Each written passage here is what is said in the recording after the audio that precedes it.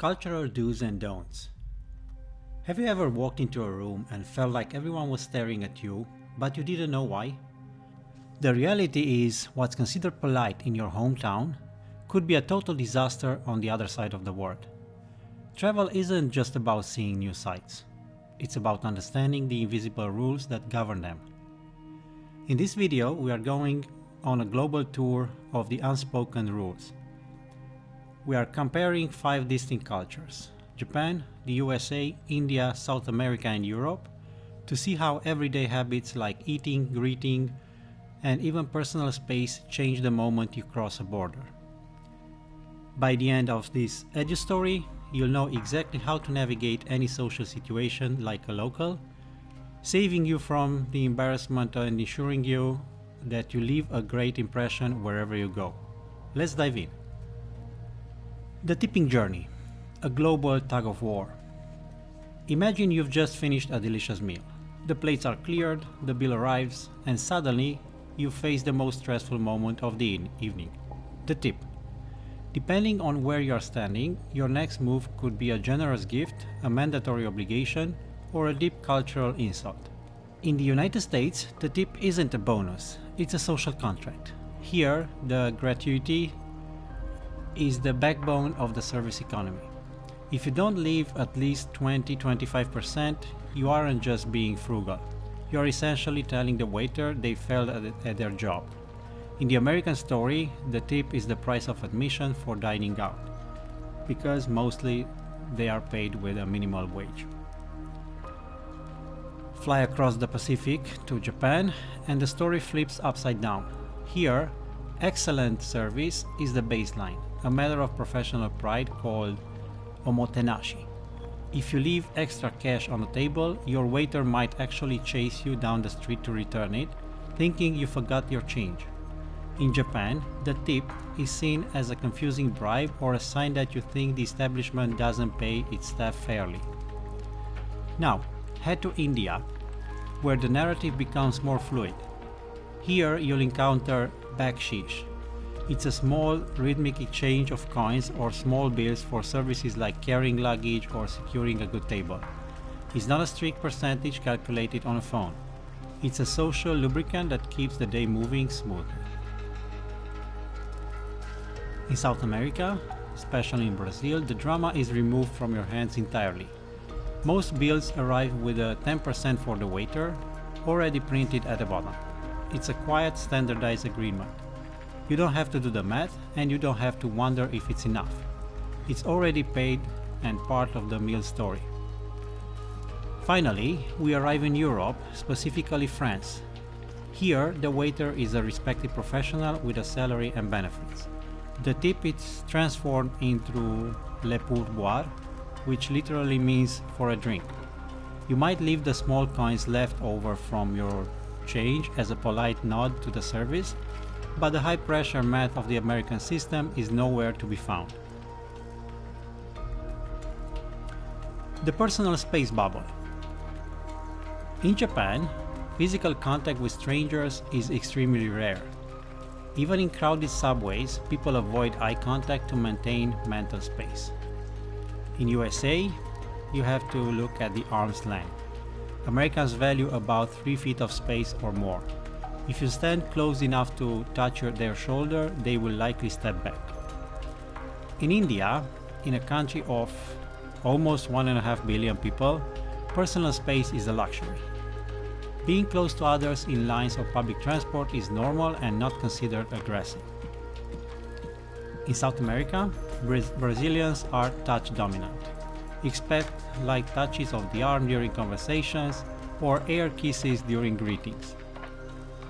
In Europe, while Europeans are generally closer than Americans, they maintain a formal wall.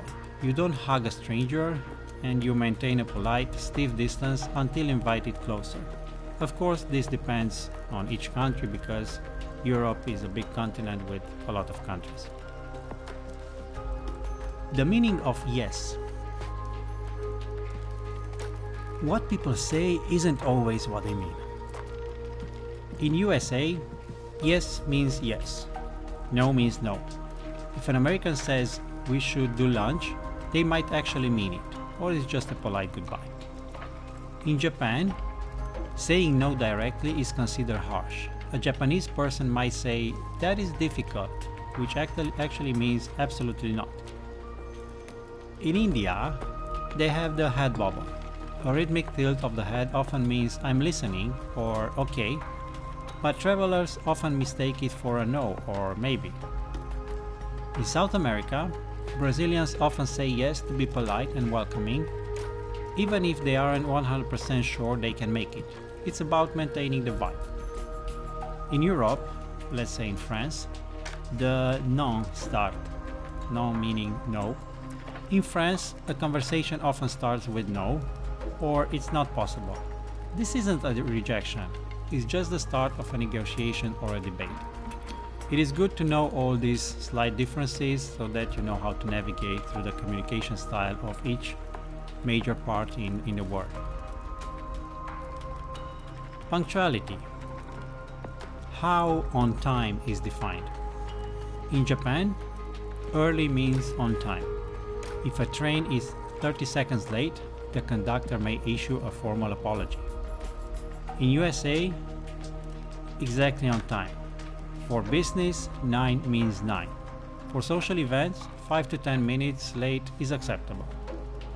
In Europe, especially in certain countries such as Germany or Switzerland, is strict. Similar to Japan, being late is seen as a sign of a disorganized character. In South America, it is socially flexible. Arriving on time to a party in Brazil is often too early. The real start time is usually an hour later. In India, there is such a thing called Indian Standard Time, and this is a famous local joke. Due to traffic and unpredictable events, things often start much later than scheduled. The social dance and greetings. In Japan, the greeting is a graceful geometry of respect. You aren't just nodding, you are performing the ojigi, or the bow. The deeper the band, the deeper the respect, a silent negotiation of status and humility. Cross over to the United States and that distance vanishes. Here, the firm handshake is the gold standard. It's a test of confidence. A weak grip can be seen as a lack of character, while a strong one builds an immediate bridge of trust. In India, the greeting often returns to the spiritual. With Namaste, you place your palms together at your head, a heart, acknowledging the soul of the person in front of you. It's a greeting that keeps a respectful distance while offering a warm, soulful connection. In Brazil, these boundaries disappear entirely. To greet someone is to welcome them into your personal space. Expect the air kiss on the cheek or a warm embrace. Here, if you aren't touching, you aren't really talking. And finally, in France, the greeting is a mandatory ritual called la bise. It's a rhythmic dance of cheek-to-cheek kisses that you must perform with everyone in the room. Skipping even one person isn't just a mistake, it's a social snub that says they don't exist. So, pay attention. Dining habits. When you sit down to eat, you aren't just consuming food, you are participating in a centuries-old choreography. In Japan, your tools are your test. The biggest don't is a funeral symbol.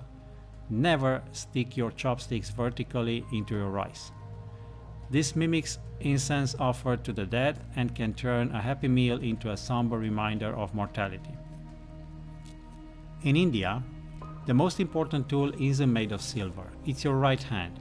Your left hand is considered unclean for dining, so the challenge is to master the art of tearing bread and scooping curry using only your fingers, keeping the sacred right hand as your only vessel. In Brazil, the rule is the exact opposite. Even for finger foods like pizza or burgers, you use a napkin or a fork. To touch your food directly with your hands is seen as a breach of hygiene. In Europe, the plate itself is a communication device. Once you're finished, you place your knife and fork parallel at the 4 o'clock position. It's a silent signal to the waiter that your story at this table has come to an end, allowing them to clear the plate without a single word being spoken. What not to buy? Giving a gift should be a moment of joy, but without the right EduStory, it can quickly become a cultural minefield. In Japan, the secret isn't inside the box, it's the box itself. The wrapping is a ritual of its own. But be careful with numbers. Never give a set of 4 items, as the word for 4 sounds like death, turning your kind gesture into a dark omen. In India, color is the messenger. Wrapping a gift in black or white, the colors of mourning, can cast a shadow over a celebration. Instead, you reach for the vibrant reds and yellows of life and luck. In South America, especially in Brazil, you avoid the severed tie. Giving a handkerchief might seem classic, but to a Brazilian it symbolizes tears and the ending of a relationship. In Europe, even a bouquet of flowers is a coded message. In Germany or France, red roses are reserved strictly for the deepest romantic love. Give them to a business partner or a new friend and you might find yourself in a very awkward conversation you weren't prepared to have. The rhythm of the street, walking and traffic. The moment you step out of your hotel or home, you enter a choreographed dance of millions. But the rules of the road for pedestrians change the second you cross a border. In Japan, the sidewalk is a model of silent efficiency. Even on the busiest street corners, people stick to the left, moving in a perfect synchronized lane. To stop suddenly to check your phone or to walk 3 abreast is to break the flow of a machine that relies on everyone playing their part. Cross into the United States and the street becomes the place of right of way and directness. Pedestrians expect cars to stop at crosswalks and walking is a mission point from A to B. But even here, there's an unspoken law. On the escalator, you stand on the right and walk on the left. Block the passing lane and you'll feel the impatient heat of a dozen people behind you. In India, the street is a living, breathing organism. Traffic lights are often treated as suggestions and the horn isn't an insult. It's a heartbeat. It's a constant signal of I am here. Navigating a street in Delhi is less about following a lane and more about finding the gap, a fluid negotiation between cows, rickshaws and people. In Brazil, the street is a social stage. People don't just walk, they linger. You'll see friends stop in the middle of a busy sidewalk for a 10-minute conversation. Here, the flow of traffic is secondary to the flow of human connection. Finally, in Europe, particularly in Germany or Scandinavia, the red man is king. Even on a completely empty street at 3 a.m., a local will wait for the light to turn green. Jaywalking isn't just a fine, it's a breach of the social trust that keeps the city safe for everyone. Stepping into the sacred, holy spaces. Entering a space and a place of worship requires a transformation of the self. At a Japanese shrine, the story begins with water.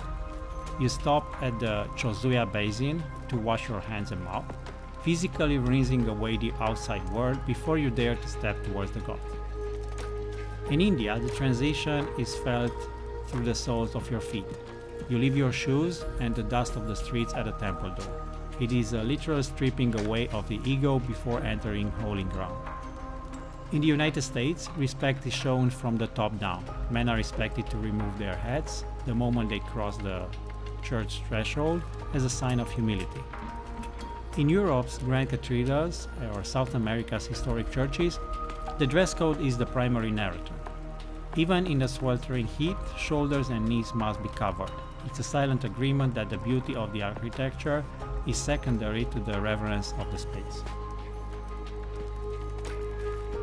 What to talk about and what to avoid. Once the drinks are poured and the introductions are made, the real challenge begins: conversation. What constitutes small talk in your home country might be a deeply personal violation or a boring waste of time somewhere else. In the United States, the first question you'll hear is, "So, what do you do?" For Americans, your job is your identity. It's a safe, standard opening that helps people place you in their world. Money, however, is the opposite. You can talk about your career for hours, but the moment you mention your exact salary, the room will likely go cold. Travel to France or much of Western Europe and asking what do you do right away can feel like an interrogation. To the French, you are more than your job. They would much rather discuss your last vacation, a new philosophy, or even a heated political debate. In fact, in Europe, a healthy disagreement isn't rude, it's a sign of a great conversation. In Japan, the narrative shifts towards harmony or wa. The biggest don't is bringing up anything that creates conflict or requires a no answer. Personal questions about your family or your age are often avoided with new acquaintances. Instead, the safe harbor is the weather, the food you are currently eating, or the beauty of the local season. It's about keeping the social surface smooth and calm. In India, the personal space rule for conversation is almost non-existent. Don't be shocked if a stranger on a train asks you if you are married, how many children you have, or even how much your shoes cost. It isn't prying. It's a sign of genuine interest and a way to build a bridge of connection in a highly social culture. Finally, in Brazil, the conversation is a high-energy sport. The taboo here isn't about being personal, it's about being boring or negative. Brazilians love to talk about football, music, and family.